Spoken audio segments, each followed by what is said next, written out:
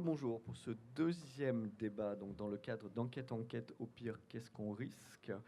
C'est le deuxième débat qu'on a titré Ça me regarde. On va expliquer pourquoi. Ça me regarde, faut-il plus de vidéosurveillance dans l'espace public? Deux invités, à ma gauche direct, donc je fais de la géographie, à ma gauche direct Jean-Louis David. Jean-Louis David est adjoint au maire de Bordeaux, Alain Juppé, en charge de la vie urbaine et de la coordination de la politique de proximité. C'est très très joliment dit comme ça, vous faites plein de choses, mais ça veut surtout dire que vous êtes aussi responsable des caméras de vidéosurveillance qui fonctionnent en ce moment au-dessus de nos têtes dans Bordeaux. Pour information, messieurs, dames, il y a 76 caméras de vidéosurveillance installées dans l'espace public bordelais. Donc Jean-Louis David à ma gauche et à la droite d'Olivier, Jérôme Torel, qu'on est vraiment mais très content d'avoir réussi à faire venir. Jérôme Torel, c'est un journaliste indépendant, c'est un auteur, c'est un documentariste. Depuis plusieurs années, là vous venez de me dire, ça fait 15 ans que je travaille ces thèmes. Jérôme Torel s'intéresse à la portée disciplinaire de toutes les techniques numériques et de quelles sont les conséquences bonnes ou mauvaises en matière de discipline des techniques numériques. Il est engagé dans différents collectifs de veille sur les sociétés de surveillance. Vous participez notamment au Big Brother Awards. Tout à l'heure, on avait le sociologue Thierry Oblet, auquel vous avez décerné comme ça, de façon ironique, un petit Big Brother Awards pour son travail sur l'urbanisme.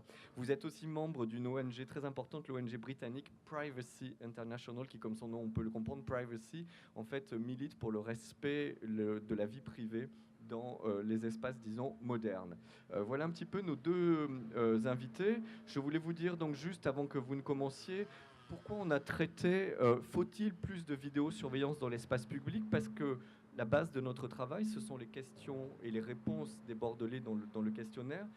Dans les réponses au questionnaire, on a très vite vu arriver, en fait, beaucoup de gens qui disaient oui, il faut beaucoup plus de vidéosurveillance parce que de toute façon, les caméras, c'est très bien. Et quand on n'a rien à se reprocher, on n'a pas peur d'être filmé. D'où le fait qu'on est titré comme ça. Est-ce qu'il en faut toujours plus? Mais on va bien sûr discuter pas seulement des chiffres, on va discuter aussi de l'efficacité de la vidéosurveillance. Est-ce que ça marche vraiment, la vidéosurveillance? Est-ce que c'est une efficacité réelle ou une efficacité fantasmée? Avant de commencer, Jérôme, je voudrais qu'on revienne sur le sous-titre de votre livre. Donc, ça s'appelle Attentifs ensemble, l'injonction au bonheur sécuritaire. Je voudrais bien savoir, ça veut dire quoi, l'injonction au bonheur sécuritaire? Qui lance cette injonction et à qui on la lance? Moi, je suis parti de mon propre comportement, de mon propre raisonnement et de mes propres contradictions. On est tous finalement, je crois, on est tous poussés quelque part à être transparents. C'est-à-dire que la transparence, c'est toujours celle des individus vis-à-vis de l'autorité et jamais l'inverse.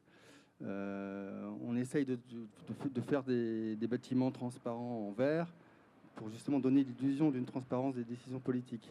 Moi, je pense qu'il y a vraiment réellement une injonction. La première, c'est celle de dire aux gens, il faut absolument que vous restiez, vous acceptiez d'être à poil régulièrement, évidemment, métaphysiquement, je dirais, pas littéralement, mais c'est vrai que la première injonction pour moi, c'est celle qu'on me dit, révélez votre mode de vie, dites les choses, dites beaucoup de choses sur Facebook parce que c'est un endroit où vous pouvez partager et avoir des amis.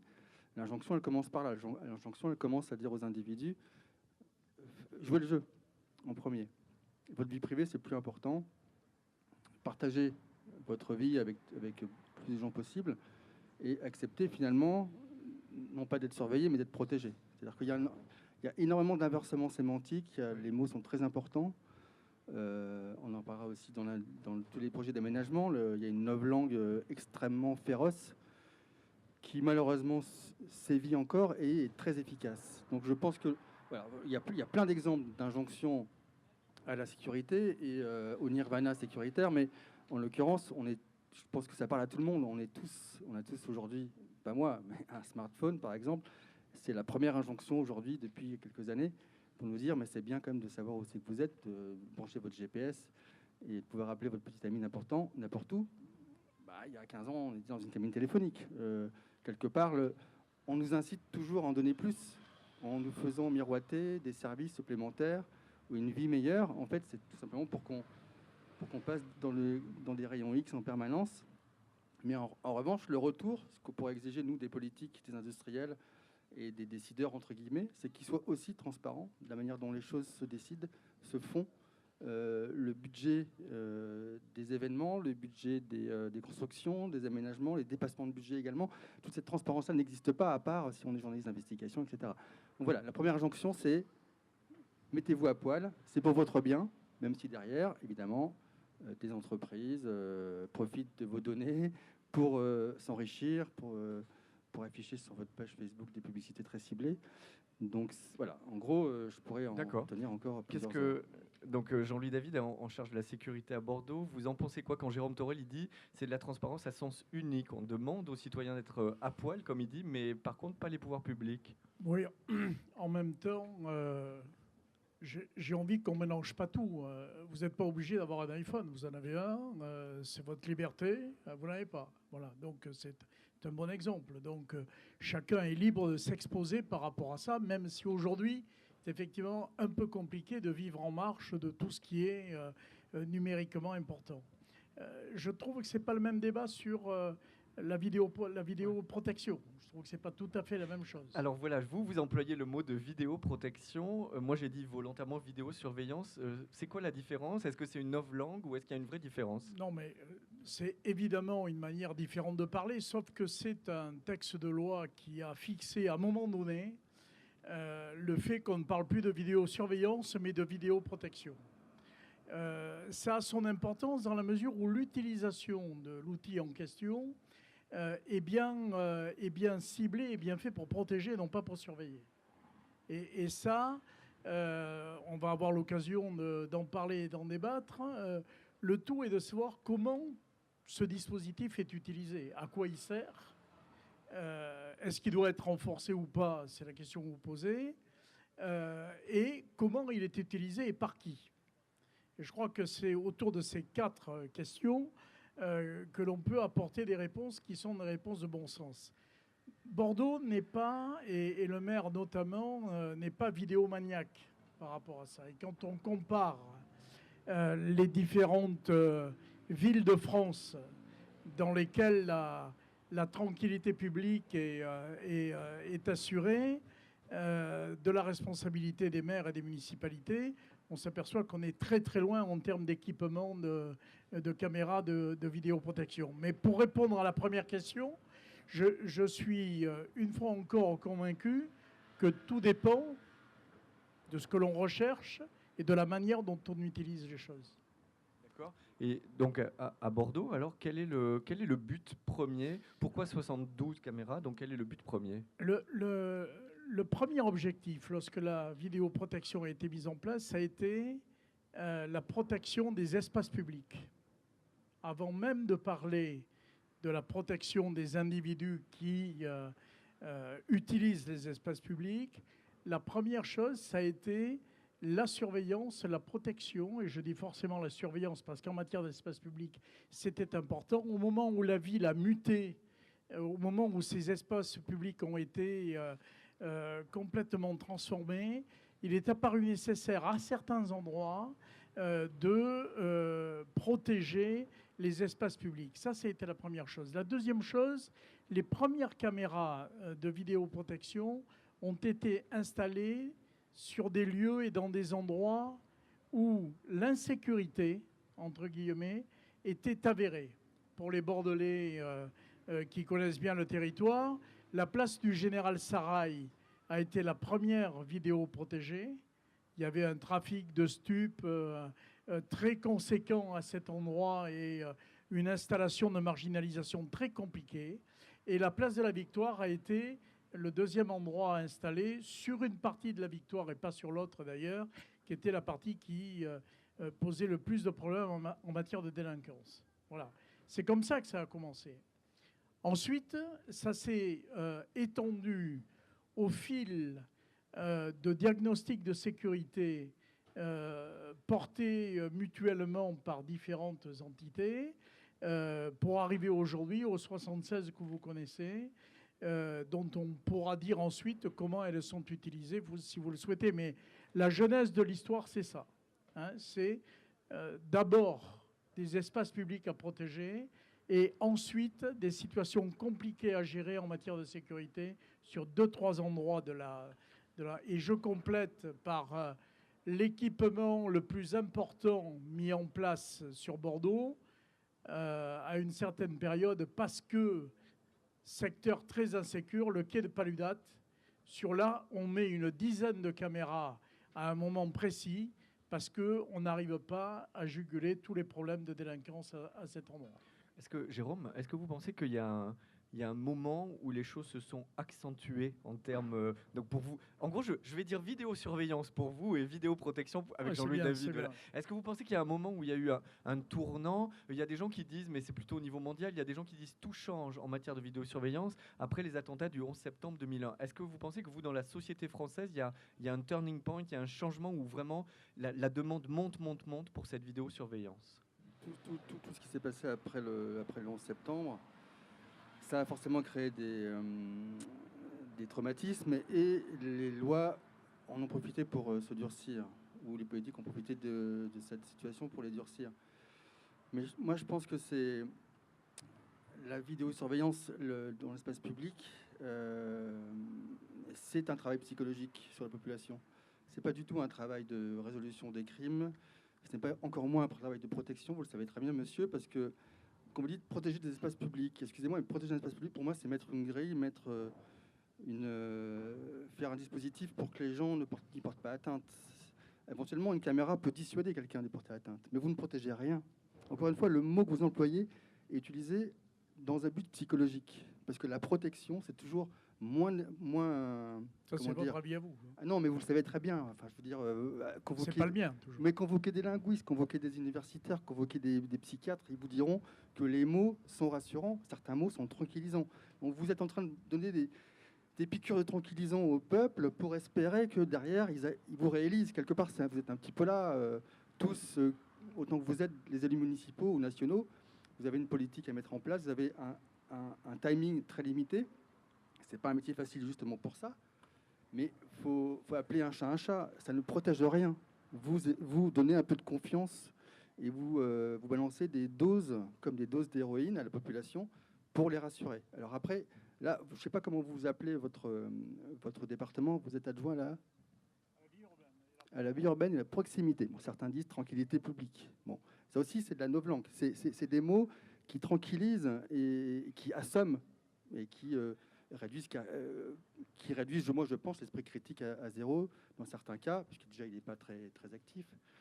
Je ne sais plus ce que tu me posais comme question. Non, c'était ça. Est-ce qu'il y a eu un moment où ça s'est accentué? Toi, tu dis c'est de la manipulation psychologique. Enfin, voilà. Moi, je pense qu'effectivement, tout traumatisme psychologique dans une société, évidemment, des attentats meurtriers aveugles, oui. Hein, ça c'est revendiqué comme étant aveugle, oui. Forcément a créé les conditions nécessaires pour que les lois d'exception, le droit d'exception puisse s'imposer et s'accepter, y compris par les députés les plus à gauche.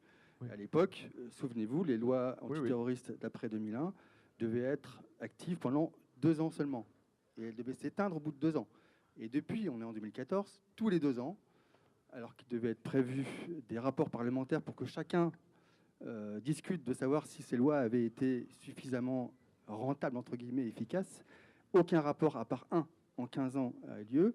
Et tous les 2 ans, ces lois d'exception ont été rééditées, sans aucun débat parlementaire. Donc, je veux dire que le terreau était là pour que finalement, on accepte en premier les parlementaires et ensuite les citoyens contribuables, etc., acceptent cette situation comme étant une règle. Voilà. Donc, pour moi, il y a effectivement un déclic. Oui. Mais c'était programmé depuis longtemps que le moindre traumatisme sert à verrouiller un peu plus les... Mais donc je parle vraiment objectivement de ce qui est remonté dans les questionnaires. Quand les gens disent oui, c'est vrai, il pourrait y en avoir davantage, on se sentirait plus en sécurité. C'est écrit comme ça en français très très oral. Je ne porte pas de jugement de valeur. Cette peur, elle existe. On ne peut pas la nier. Qu'est-ce qu'on peut faire pour la désamorcer? Moi, déjà, je trouve que la question est très malhonnête. Vous êtes comme les sondeurs, là. Franchement, vous avez fait très fort. C'est la question qu'il ne faut pas poser pour arriver à un vrai débat. Un vrai débat. C'est une question fermée. C'est oui ou c'est non. Donc évidemment, ceux qui n'ont rien à dire, ils choisissent oui, pour en mettre plus. Évidemment, ça rassure. Et puis, s'ils sont avec leur mère, leur petite copine, c'est quand même mieux de dire qu'il faut en faut plus. Donc la question est très mal posée, elle est très malhonnête, parce que généralement, Vous dites est-ce qu'il faut mettre plus? Pourquoi posez pas la question pour est-ce qu'il faudrait en mettre moins déjà? Ouais. Ou est-ce qu'elles sont là pour être là?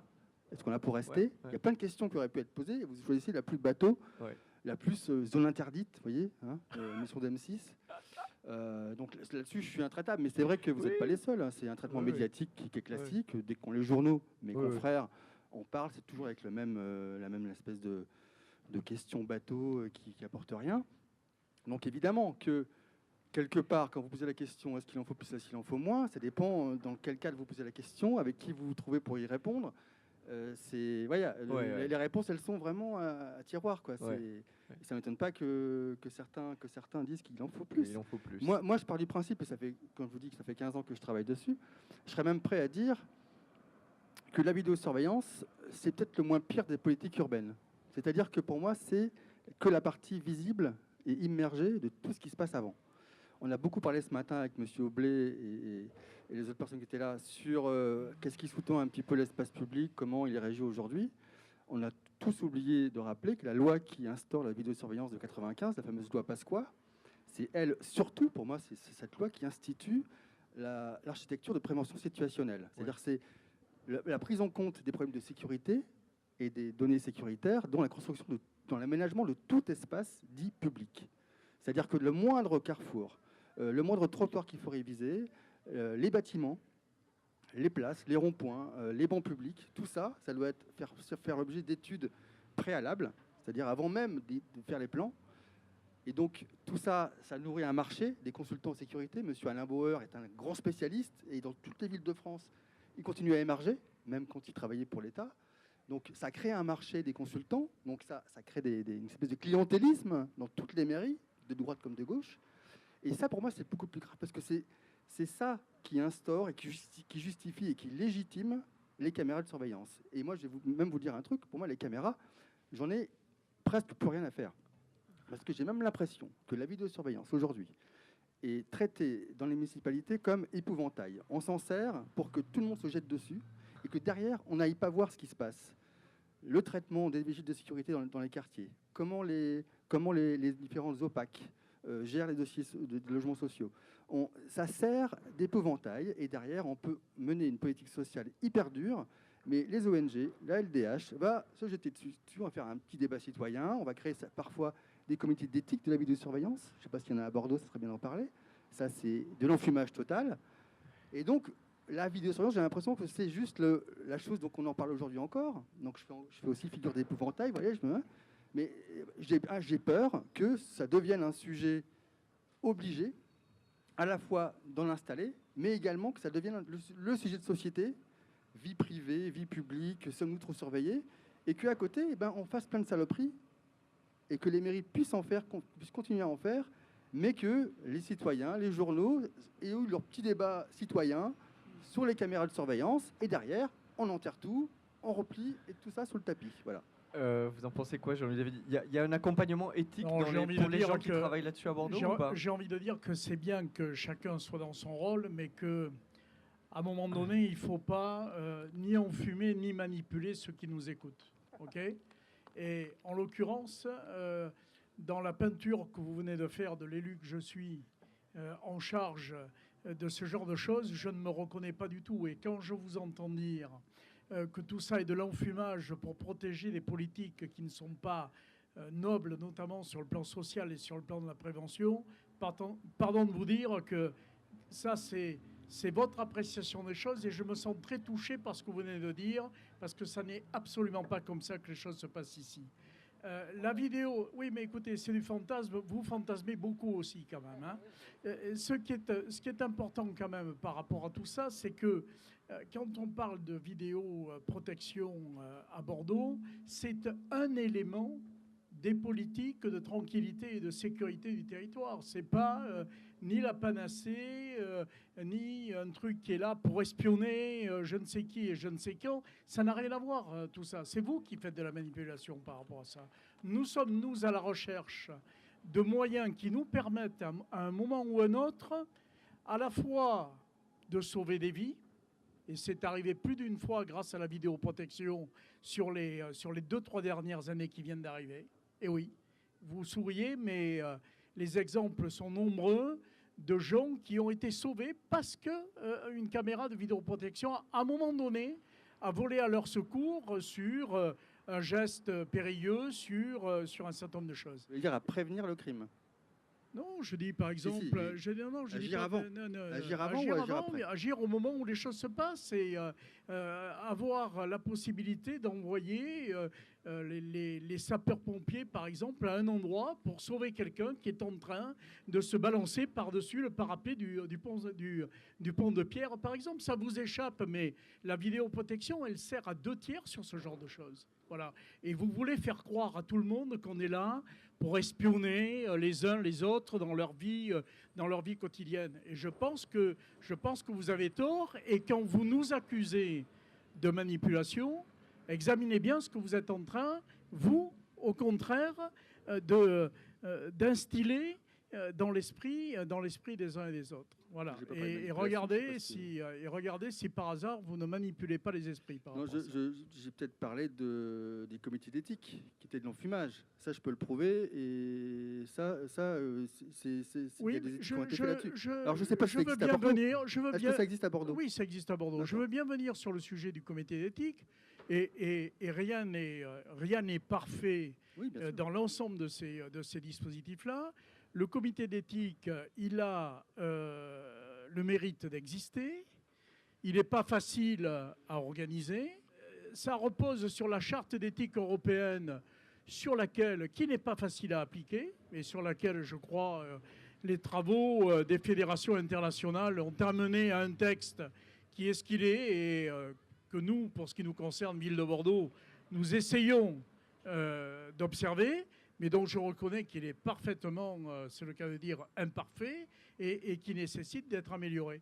Le comité d'éthique, il a le mérite d'exister et de temps en temps, notamment, et ça le grand public ne le sait pas et on ne le dit pas et vous ne le dites pas, hein, avant d'installer une caméra de vidéoprotection ou surveillance à un endroit, il y a tout un cheminement qui s'effectue avec une commission présidée par un magistrat dans laquelle il y a des habitants, des commerçants et autres qui jugent de l'opportunité, de la nécessité d'installer la caméra de vidéoprotection à cet endroit-là. Donc les choses ne sont pas aussi manipulées et aussi manipulables que vous le dites.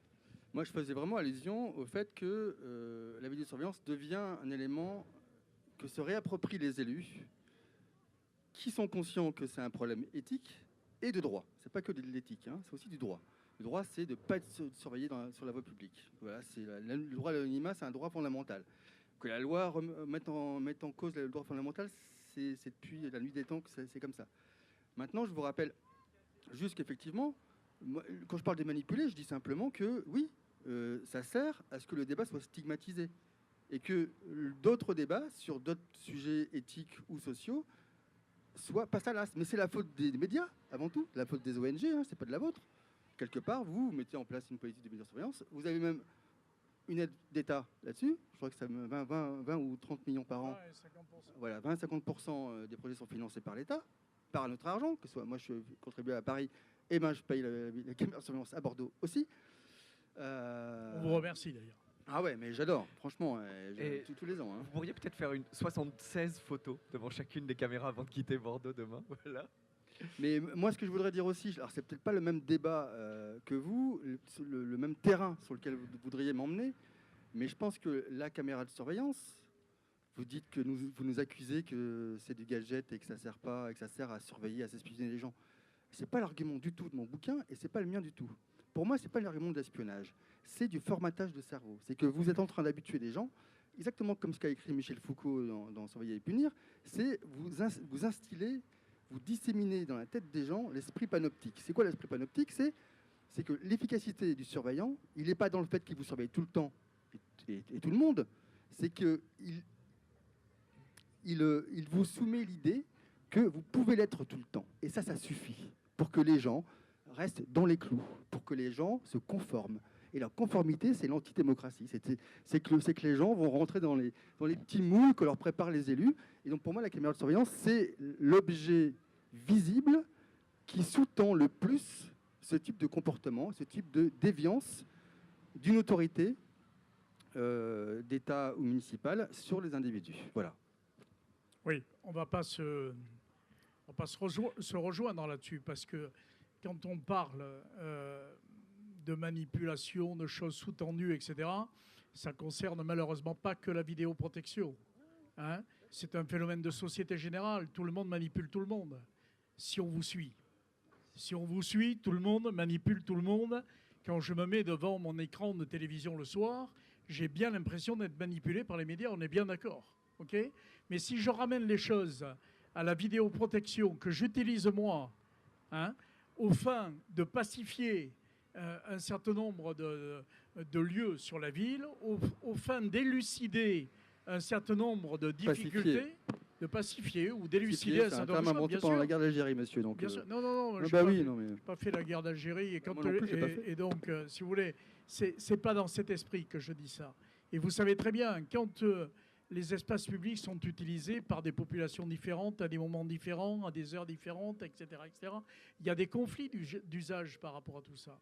Eh bien, ça permet à un moment donné de régler ce genre de choses. Ça permet à un moment donné d'avoir très exactement la réponse, la bonne réponse attendue à une difficulté générée sur un espace public. Voilà. Alors justement, Jérôme et Jean-Louis, c'est une question pour tous les deux. Là, nous, on travaille la question du risque dans l'espace public. Aujourd'hui, il y a des caméras dans des endroits très, très différents. Est-ce que vous pensez que la plupart des gens font encore la différence entre être dans un centre commercial, être dans la rue, comme nous sommes actuellement, être dans un stade, c'est-à-dire il y a des espaces privés, il y a des espaces semi-publics, il y a des espaces privés à usage du public. Est-ce que vous pensez que tout ça, c'est très clair, ou que finalement, tout est mélangé et les gens ne savent pas très bien et ils acceptent, comme vous dites, en faisant hommage à Jean-Michel Foucault, l'assujettissement. Fait partie des outils visibles, même si elles sont de plus en plus cachées, hein, vous le savez très bien. Elles sont cachées dans le mobilier urbain, on dirait des lampadaires. Et c'est pas que les caméras gérées par les municipalités qui posent problème, c'est aussi celles des transports, des commerces, etc. Dans les centres commerciaux, elles sont toutes, par obligation de la loi, signalées comme existantes. Quand même, hein. J'ai un passage dans mon bouquin sur les fameux écriteaux qui doivent annoncer. Ils sont pas assez grands. C'est pas que c'est pas annoncé grand, c'est que la loi dit qu'on doit être informé en permanence, et c'est pas le cas. En permanence, c'est que dès que je rentre sous le rayon d'action d'une caméra qui fait zoom à 200 mètres, je devrais être prévenu. Et ben non, il n'y a pas assez de panneaux, monsieur. Donc la loi n'est pas respectée. Et ça, beaucoup de gens le savent très bien, sauf que quand on fait une loi qui est inapplicable, évidemment, on ne peut pas s'imaginer qu'elle soit appliquée. C'est que quelque part, c'est fait pour faire comprendre aux gens que l'espace, il est public, mais un jour, il pourrait peut-être bien être privatisé ou semi-public. C'est pour les prévenir que la ville, c'est fini. D'ailleurs, la notion d'espace public que vous employez là aussi, cette logorée qui est très présente dans tout ton environnement, toute la communication de cet événement, l'espace public, pour moi, c'est une construction qui est très récente et qui sert précisément à prévenir aux gens que la ville, c'est terminé, que la liberté de la ville, le fait d'avoir des projets communs, de faire des réunions de voisins sans l'autorité du maire, l'espace public est un terme qui réellement est là aussi pour discipliner les gens, quoi. S'il est public, si on l'appelle public, c'est pour prévenir qu'un jour il sera sans doute privatisé, et c'est de plus en plus le cas. D'ailleurs, l'événement qui est ici, c'est une place publique, mais vous avez dû forcément demander l'autorisation pour y être. Donc n'importe qui n'aurait. On a demandé l'autorisation au monsieur qui se trouve à votre droite. Donc n'importe qui n'aurait pas pu venir sur un week-end planter des trucs, mettre des trucs en bois. Vous voyez, ça c'est une manière encore de détourner la manière dont on fonctionne. Mais bien sûr, parce que justement, on doit traiter 3000 demandes de manifestation sur l'espace public tout au long de l'année. Et je peux vous assurer qu'à de rares exceptions près, c'est-à-dire de manifestations... Vous ne le faites pas. Pardon ? Vous ne le faites pas. Je dis que cet espace public doit être, pour être occupé... Il l'est. Doit obtenir l'autorisation de l'autorité suprême. Parce qu'on l'espace n'est pas public. Non, mais attendez. Il est sous conditions publiques. Je vais vous dire pourquoi. Parce qu'il se trouve qu'on est entièrement responsable quand on est maire ou quand on est adjoint au maire. Mais le mot public n'est pas respecté, on est responsable pénalement de ce qui se passe sur l'espace public. Donc moi, il faut m'expliquer comment il faut faire. C'est le mot qui ne convient pas. Ah, c'est le mot qui ne convient pas. Donc là, il faut changer. Dans le dictionnaire, monsieur. Voilà. Et le logiciel aussi. Alors, un troisième temps pour le débat, parce qu'après, nous avons un concert et nous avons une lecture, la présentation du panopticon dans le Surveiller et punir, justement, de Michel Foucault. Le dernier temps du débat, c'est sur la question des drones à usage civil. À ma connaissance, la mairie de Bordeaux n'en a pas encore fait l'acquisition, mais j'ai peur de dire une bêtise. Non, pas du Voilà. tout. À la fin du débat, peut-être. À la fin du débat, voilà. Parce que aujourd'hui, entre guillemets, les esprits les plus avancés disent ah mais le débat sur la vidéosurveillance, ou vidéoprotection, il est déjà totalement fini parce qu'il y a un instrument bien plus redoutable, c'est le drone. Donc je réexplique rapidement, bien que je sois pas un grand militaire ni scientifique, d'accord. Mais c'est un engin motorisé qui permet des prises de vue en totale indépendance et qui peut s'approcher. Et surtout sans pilote. Et sans pilote, voilà, sans être humain à l'intérieur, et qui peut s'approcher, c'est commandé à distance, voilà, qui peut s'approcher de façon à très détaillée comme une caméra ne pourrait pas le faire. Est-ce que vous pensez l'un et l'autre que c'est une formidable avancée technologique, parce qu'encore une fois, on va pouvoir trouver des exemples de l'aide que peuvent apporter certains drones à usage civil. Est-ce que vous pensez que les drones, qui peut-être voleront au-dessus de nos têtes dans quelques années, c'est une formidable avancée technologique pour les villes d'aujourd'hui, ou est-ce que vous pensez que c'est un risque énorme en matière de respect de l'intimité? Encore une question super, Non, je sais pas. super ouverte, super fermée. Très ouverte, Enfin, oui. J'ai un peu de mal à Ou autre imaginer chose. effectivement que ce soit un progrès. Tout à l'heure, Ça aide à monsieur faire parlait des usages des caméras, par exemple, qui justifieraient ou légitimeraient qu'on puisse s'en servir. Par exemple, pour prévenir des agressions ou pour qu'on puisse intervenir quelqu'un lors d'un accident ou quelque chose. Oui, Ouais, ou, Ou qu'on peut sauver des vies, oui, ce que vous avez dit. Oui, Bon. oui, Bon. j'ai dit ça. Oui. On peut aussi écraser des mouches avec des marteaux pilons. Vous voyez, c'est On l'expression peut aussi classique. arrêter des malfaiteurs Voilà. qu'on n'aurait pas arrêté si la vidéoprotection n'avait pas existé. Alors ça, c'est pas de la prévention, c'est identification d'un suspect. Ça Pas fait pareil. aussi partie des... Donc moi, je pense qu'il y aura énormément d'usages qui seront vendus, et qui sont déjà vendus aujourd'hui dans les salons, sur les plaquettes en papier glacé, qui justifieront ou légitimeront l'espionnage, et là, légal, des manifestations, des rassemblements, et évidemment, à terme, des habitations privées. Je pense que on peut tout faire avec des Vous pensez que c'est des outils. inévitable? C'est pas que c'est inévitable, c'est que un smartphone, par définition, c'est quelque chose qui vous espionne tous les jours. Un téléphone portable, ça, c'est un mouchard. Donc, il a fallu travailler dans les laboratoires, chez Orange notamment. Ça s'appelle la sociologie des usages, pour anticiper les critiques et les craintes des consommateurs et donc leur vendre des services hyper rassurants qui, derrière, fera passer la pilule. Donc, les drones, c'est pareil. Ça, on en voit déjà pour sauver les personnes en mer, pour aller détecter les incendies. Tout ça, c'est super. Et donc, c'est ça qu'on vend au départ, pour après, juste en disant, mais ça, on s'en sert pour détecter les incendies. Pourquoi on ne s'en servirait pas pour détecter les malfaiteurs? Et qui c'est qui dirait non? Donc, je vous dis, dès que ça marche pour des usages éthiquement sans aucun débat, tout le monde est prêt à sauver des vies. Hein. Mais en revanche, violer le droit, évidemment, on ne va pas dire qu'on va surveiller des gens en violant le droit. On préfère dire que c'est un outil qui a déjà été testé pour sauver des vies en mer ou en montagne, pour ensuite s'en servir avec des visées plus policières. C'est tout. Ça marche comme ça et ça marchera toujours. Je pense que là-dessus, ils sont imbattables. Alors, à ma connaissance, donc, la mairie de Bordeaux n'en a pas, jusqu'à demain matin peut-être, fait l'acquisition, ou les polices, pardon. À titre... D'abord, la mairie de Bordeaux n'en a pas. Et Vous, à titre d'homme, à titre privé, vous en à pensez titre quoi? privé et à titre personnel, je pense que ce type d'évolution technologique doit s'arrêter à une utilisation, on va dire, de défense nationale, de sécurité incendie et autres, sans plus. Mais ça, c'est un avis vraiment complètement personnel. Je trouverais même inquiétant que les forces de police nationales utilisent ce genre de choses. D'accord. Juste pour conclure, Jérôme, parce que moi j'avais beaucoup aimé la conclusion ouverte, vous êtes meilleur que moi sur l'ouverture, la conclusion ouverte de votre ouvrage. On fait quoi alors? Parce qu'en gros, une fois qu'on a pris conscience de tout ça, pour pas être comme dirait génialement Michel Foucault, donc simplement assujetti, ou pour pas être un gros débile passif, on fait quoi? Je pense qu'il faut élever les réflexions, il faut faire comprendre à ceux qui nous gouvernent et qui nous dirigent qu'on n'est pas des moutons, mais il faut d'abord commencer par ne pas se comporter comme des moutons. Voilà, c'est tout.